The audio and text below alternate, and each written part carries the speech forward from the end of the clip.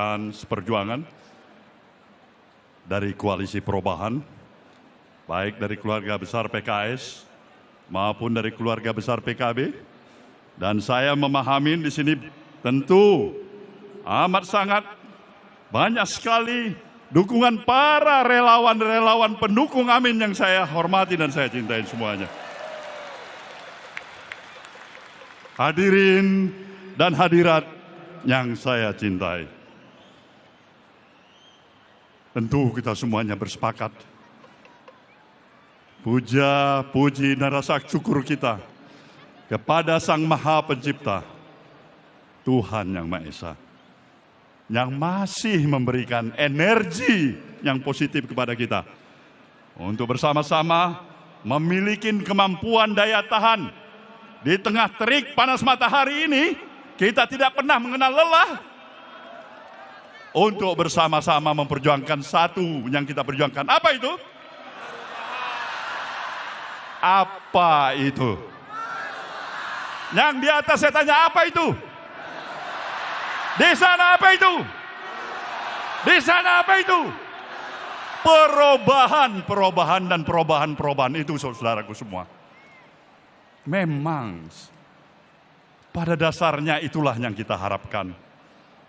Karena kita memahami perjalanan kehidupan kebangsaan yang ada pada saat ini sedang mengalami tantangan yang cukup besar. Tantangan yang datang dari dalam maupun tantangan yang datang dari luar negeri. Kita mempunyai begitu banyak permasalahan dalam seluruh aspek kehidupan kita, berbangsa dan bernegara. Maka untuk itulah, tanpa terasa hari ini adalah 496 hari mengenang kembali hari pertama Partai Nasdem mendeklarasikan calon pemimpin bangsa ini yang bernama Anies Rashid Baswedan.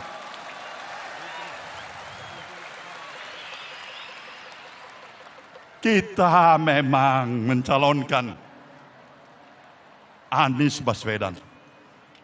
Ketika ada pertanyaan kepada diri kita, kenapa? Karena sejujurnya kita memahami bahwasanya dalam menghadapi tantangan yang saya katakan tadi begitu besar sekarang dan ke depan, maka kita membutuhkan pemimpin bangsa ini yang bisa memadukan kemampuan profesionalitasnya sekaligus moralitas dan etikanya.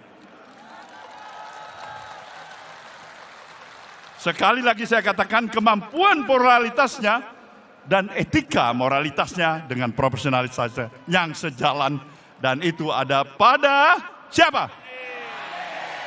Pada siapa? Pada Anies Baswedan. Maka kepada dirinya lah kita berharap untuk membawa gerakan perubahan, mempercepat proses akselerasi pembangunan bangsa ini. Karena bangsa ini memang sedang jauh sudah tertinggal dibandingkan dengan kemajuan bangsa-bangsa lain. Kita memiliki karunia Allah Subhanahu wa Ta'ala. Posisi geografis kita yang luar biasa, demografis kita, sumber daya kekayaan alam kita.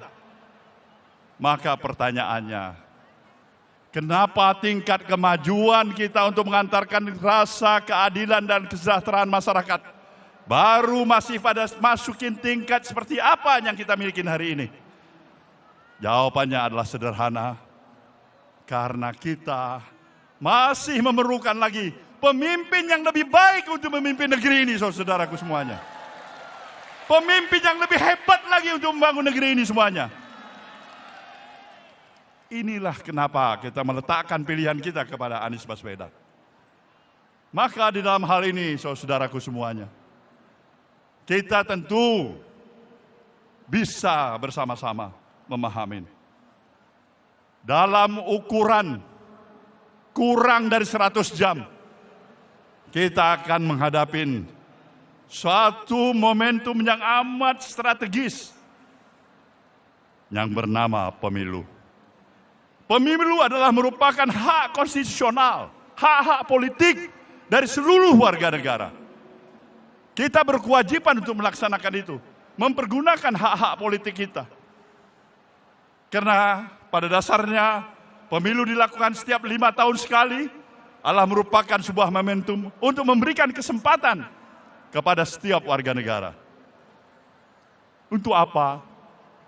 Mengevaluasi sekaligus mengkritisi terhadap jalannya administratif roda pemerintahan selama 5 tahun yang sudah berlalu. Momentum ini tidak boleh kita lewatkan begitu saja. Inilah momentum kita untuk melakukan apa itu? Apa itu? Perubahan, saudaraku. Ini momentum bagi kita semuanya.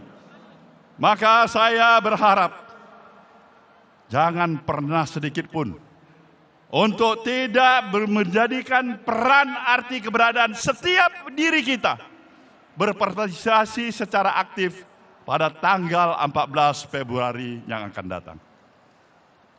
Kenapa? Karena inilah kesempatan kita. Kita memahami bahwasanya di dalam situasi yang seperti ini tentu layak kita berharap pemilu demi pemilu yang telah kita lalui. Dan pada tanggal 14 Februari nanti adalah pemilu yang ke-13 kalinya kita akan laksanakan. Kita berharap banyak agar pemilu yang kita hadapin pada tanggal 14 Februari nanti adalah pemilu yang jauh lebih memberikan rasa kenyamanan, optimisme, dan berkualitas. Tidak pemilu yang kita hantarkan untuk sekaligus merusak sistem demokrasi yang ada pada kita di negeri ini, saudara-saudara semuanya. Kita sayang pada negeri ini. Kita menyintai negeri ini. Maka untuk itulah, setiap anak bangsa ini memang harus membangun kesadarannya. Dia tidak hanya berhenti hanya untuk kepentingan pribadinya, tapi kepentingan nasional kita, kepentingan masa depan anak cucu kita, tidak kalah artinya, tidak kalah pentingnya dibandingkan dengan kepentingan kita pada hari ini. Hari ini adalah masa depan. Dan untuk itulah semuanya kita berkewajiban menyambut masa depan itu. Dan menyambut masa depan itu, satu-satunya upaya yang harus bisa kita lakukan saat ini, segera lakukan perubahan yang berarti untuk membangun negeri ini, saudaraku semua. Saya ucapkan selamat pada saudara semuanya yang telah menunjukkan arti keberadaan saudara, yang ikut berpartisipasi pada pertemuan akbar kita pada hari ini. Itu artinya kita masih mempunyai harapan. Harapan untuk membangun masa depan bagi anak cucu kita ke depan. Harapan ini adalah harapan yang perlu kita jaga marwahnya, rohnya. Maka siapapun yang mencoba melakukan, katakanlah, menghalangi komitmen perjuangan kita untuk membawa perubahan, apa yang saudara lakukan? Apa yang saudara lakukan? Apa yang saudara lakukan? Kita berhak untuk melakukan itu. Tetapi dengan satu hal yang pasti, kita mau mengingatkan siapa saja, para pihak. Jangan paksa emosi rakyat untuk sampai kepada titik batas yang mereka tidak lagi mampu menahan emosi dan kesabaran dirinya. Jangan paksa itu, karena kodratnya kita adalah manusia biasa. Semut pun ketika diinjak terus menerus dia akan melawan. Dia akan melawan. Maka kita perlu mengingatkan itu untuk apa? Agar persatuan kebangsaan kita ini yang telah kita miliki untuk melanjutkan pembangunan bangsa ini tetap terjaga. Kita cinta persatuan. Pemilu adalah amanat konstitusi. Tapi tidak ada artinya pemilu kalau mengakibatkan perpecahan bagi kita sebangsa dan setanah air. Inilah kewajiban kita untuk saling menjaga diri. Kita bersikap proaktif, kita percaya diri, insya Allah apa yang kita perjuangkan akan mendapatkan ridho dari Allah Subhanahu wa Ta'ala.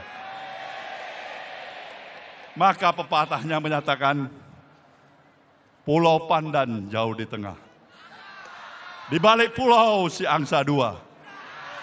Perjuangan dan budi baik yang kita lakukan pastilah akan dikenang jua. Selamat berjuang saudaraku semuanya. Insya Allah kita berjalan di jalan Siratul Mustaqim yang akan pasti mendapatkan ridho dari Allah Subhanahu wa taala. Terima kasih. Wabillahi taufiq wal hidayah.